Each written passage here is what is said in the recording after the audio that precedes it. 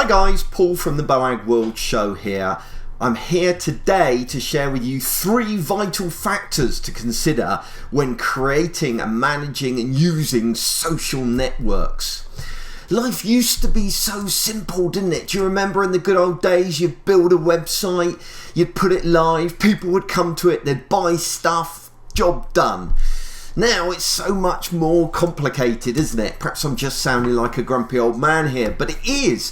There's Facebook, there's LinkedIn, Twitter, Instagram, Flickr, Google, and on and on and on. And every time a new social network pops up, what do? We mindlessly walk along to the social network and sign up for it like zombies, seeking out the latest brains to consume.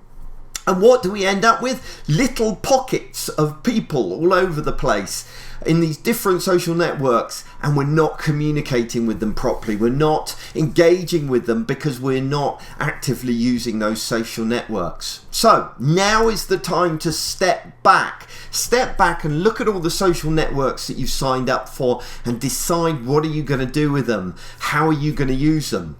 There are 3 factors to consider when deciding whether you're going to make use of a social network or not. Number 1, do they reach an audience you're not already reaching through another social network?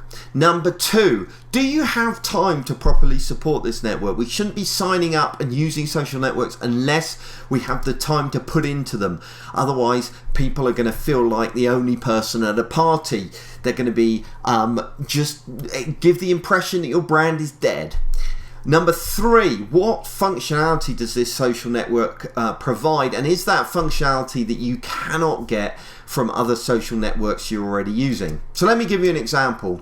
Headscape is not on Instagram and probably never will be. Not that there's anything wrong with Instagram, but it doesn't reach an audience that we can't already reach through Twitter, Facebook, Flickr, etc. And it doesn't provide any functionality that we can't already get by posting a photograph to Twitter, Facebook or Flickr.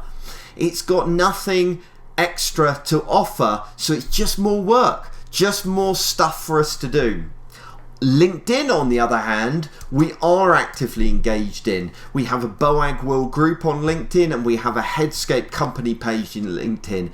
And that's because it offers something different.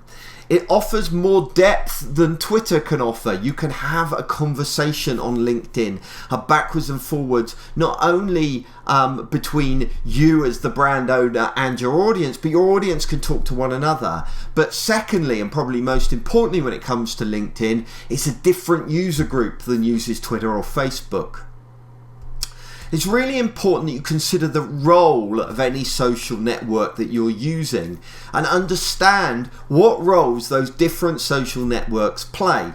For example, let me go through some of the ones that I use so you can see how each of them plays a slightly different role. Take Boag World, the Twitter stream. So I'm signed up for Twitter. That has got my biggest audience, so it's our primary marketing tool. There are lots of people on that and they're actively engaged.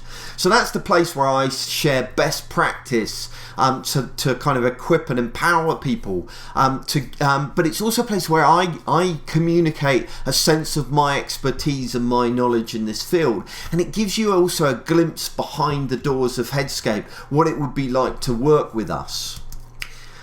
So then there's also we have a Twitter account for Headscape. Now this is a relatively new thing that we've added in, and this is much more kind of announcements, work that we're doing, here's something cool that we've done that you might want to check out, that kind of thing. So that plays a slightly different role to Boag World. It's more formal, it's more the kind of proper Headscape brand. Then very similar to that is our company page on LinkedIn. That's quite similar to our Twitter place. If we're going to post to Twitter, our Headscape Twitter account, we're probably going to post to our LinkedIn Headscape account as well. The reason we have both of them instead of just one is because they reach different audiences.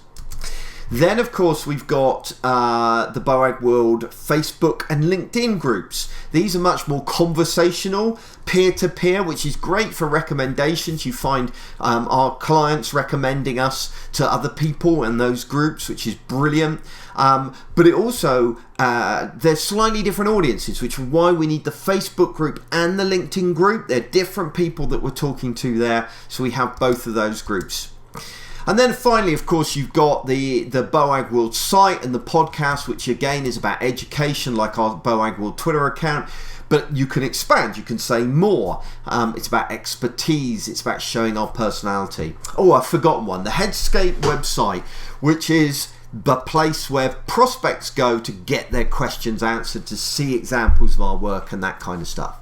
So as you can see, each of the social networks that we engage in provide us with something unique, something different. We don't just participate in these social networks for the sake of it. They each have a different role to play. Now, you might be thinking, well, does all of this create a lot of management overhead, or is there a lot of work to doing this? Well, it's kind of yes and no on that front. Yeah, it's a lot of effort creating the content in the first place, and I do put a lot of effort into doing that, but then you can reuse that content. So for example, if I create a blog post, inevitably that then gets recorded in audio that goes onto Audioboo, and that turns it into a podcast that people can access via iTunes. And as you can see, I'm now experimenting with doing video as well, to try that out. So it gets reused, and then of course it gets shared across the network, and conversations can start around a single blog post. And sharing is the easy part. Buffer app, check it out, really good.